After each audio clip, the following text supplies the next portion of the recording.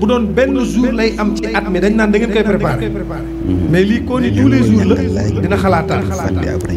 Pastef bi ngeen am ci ndogu yi ak diggante maam Cheikh Ibrahima Fall ak koor diggante maam Cheikh Ibrahima Fall ak koor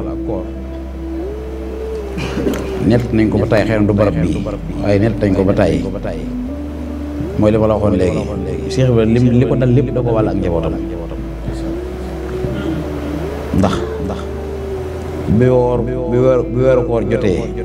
bi ko sëñ bi sant ndog yi 1916 waaw da ko ñëw rek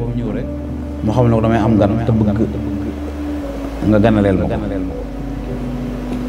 booba bi mu génnee ki mu àndaloon nga xam ne boo waxee mooy dégg bi mu génnee mu suñu yaaram ba yaaram lu ko baax ki wax la wax mu ne ko neen day am gan te bëgg nga teerul ko teralal ko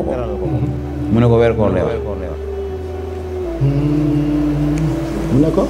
gan gi weeru koor weeru koor lay wax dafa dégg ay waxam maanaam sëñ Yaaram Mbay moo ko jottali li sëriñ bi wax waaw ni ko gan gi du nit mais weeru koor waaw gan gi weeru koor la moo waral benn yi moo waral yaa xayra day fi waaw ata bil bisri wal madadi ahlan wa sahlan wa tarhiban bila adad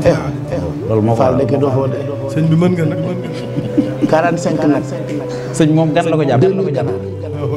dégg nga ko de léegi nag oustaz sa question bi neex gi ma neex di 45 ganaar ak 2000 nag bala maa gënoon a neex astafurlah 45 nag 2000 ganaar bala maa question bi gënoon a neex dëggantaan nag nga fekk ma ca waañ ma laaj damay ñëw de sëriñ ndax gis nga fii nii c'est Ndakaaru seen koor gi seet na ay 45 degré lañu am fee ñun Touba dëgg la waaw mu ngi chaque jour mu ëpp yi àddul suivre météo bi taloo dara ak soxna Bali Muntaxa te gis nga bu doon zéro degré tamit teewul taal boo taal moom necc di kër yi li ngay togg fu soo ko yéenee mos Cheikh bi da bu ko daa togg su ko toggee ba lay xam ne ñor na day raxasu ba set kaata ko bu baaraam yi daje rek moo xam ne ñor na yàpp wu nooy noonu la ko daa defee sëriñ dinaa ñëw balaa koor gee jeex moom ni muy jëfee Cheikh bi ni muy jëfee moom la nit mu sa gis ci àdduna ndax lu tax mu def loolu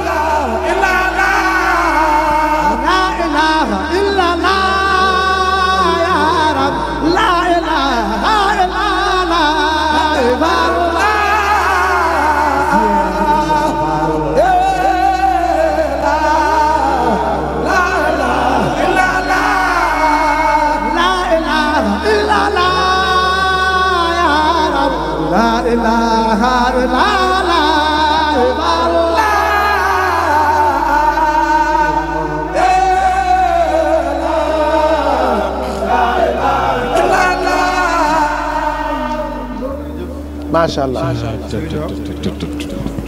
fi mu ne waaw kay jërëjëf xam naa dañ koy nooyee rek waaw dañ koy nooyee rek ndax moo gën wax leneen Oustaz sa laaj bi lay àggale maanaam jëf ji ni ko Cheikh Ibrahima Fall di jëfee loolu la kenn mës a gis ci àdduna kuñ ko wax ak dayo boo mën a am dana la jaaxal ba léegi togg bi kenn du ko ñam déedéet